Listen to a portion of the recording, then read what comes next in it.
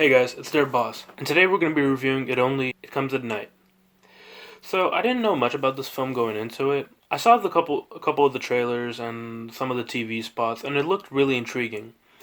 I wasn't even planning to go see this film, but after reading the reviews from critics that I adore this past week, I knew that this is a must see. So coming into the film, I didn't know much about it, and let me elaborate on the plot of the film. Basically, the film is set in a post-apocalyptic world, most likely America, probably America, and it basically follows one family, um, and suddenly one day their house is broken into by one man who seems very suspicious. And well, he has a family of his own, and well, they move into the house with Joe Edgerton's character's family, and many things ensue. Take a look. When we go out during the day, we like to stick to groups just for safety. The red door, it's the only way in and out of the house. It stays closed and locked all the time. I have the keys. It's the only set. Most important thing. What's he see? It's okay. Just go inside. We never go out at night.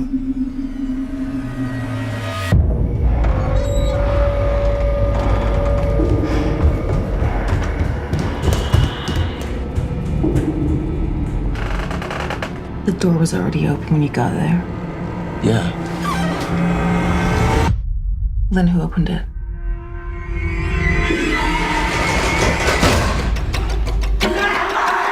So let's talk about the positives of the film. I like one of the major things that I liked about this film was that there wasn't a lot of exposition. There were scenes that hinted at what the disease that has plagued the entire world is and how it works. We didn't need a character talking about it for 5 minutes to the camera. You know what I mean? Like many films do. There were many scenes that shaped my understanding of what has happened in the world. And I don't want to spoil it for you guys, but I think you'll definitely find it as a nice way of explaining what happened without actually giving much explanation. And yeah, I thought that was one of the major strengths of the film, because there's no film if there's no post-apocalyptic world that had a disease go through it. And the major thing that I loved about this film was the atmospheric horror. Many films nowadays focus on cheap thrills and scares to make their audience feel as if they're in a real horror experience and make them enjoy the film. No, this film is not like that. You're not going to be getting deep chills and scares, but it's the atmosphere that's set up, the world that is developed, that's just astounding, and I really enjoyed it. It was horrific on a primal level. It wasn't a cheap scare that would not let you sleep at night. It set up a world that would not let you sleep at night. That's powerful. And I really found it to be profound and impactful. Even coming out after the film, I'm still thinking about the events that transpired in this film. Also, the music notes were on point. There's some moments in this film that without the music, the suspense would not be as high as it was. And definitely a movie like this needs powerful music and a great score. Joe Edgerton's performance. His character was very believable. And I saw the motivations. And the film basically is the progression of the human condition from loving and caringness to savagery. And it definitely plays into the theme of how far will we go for the people we truly love. And it explores it in a unique way, and a way that I've never seen portrayed on the big screen before. And I definitely found it to be intriguing for the film. And it does leave a lasting impact. You'll come out of this film thinking about what transpired and how the thematic elements of this film play into your own life. The supporting cast were definitely great. There were some performances that I thought were okay.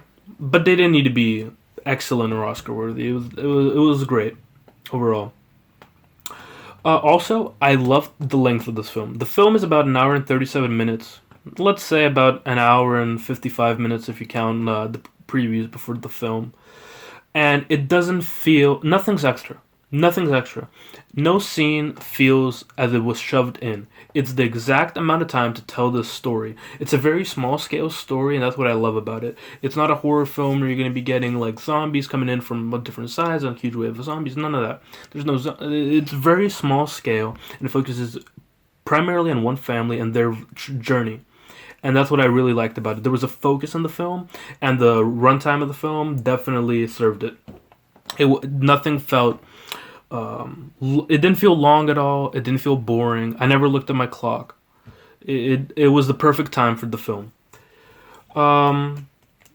Let's get into some of the negatives.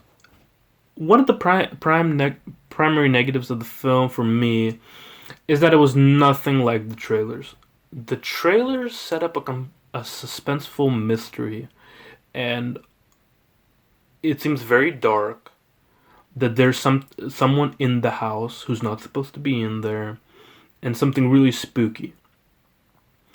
The film's not like that. The film is very... It feels like The Last of Us. Let's combine The Last of Us with an episode of The Walking Dead. That small focus. And that's what I really loved about the film, but I didn't like that it was not like what the trailers showed me to be the premise of the film. I definitely thought the trailer did not fit this film. So I guess it's a little bit of false advertising. But yeah, overall it was a great film. If there's anything else that I found fault with, it might have been that the progression to savagery might have been too quick.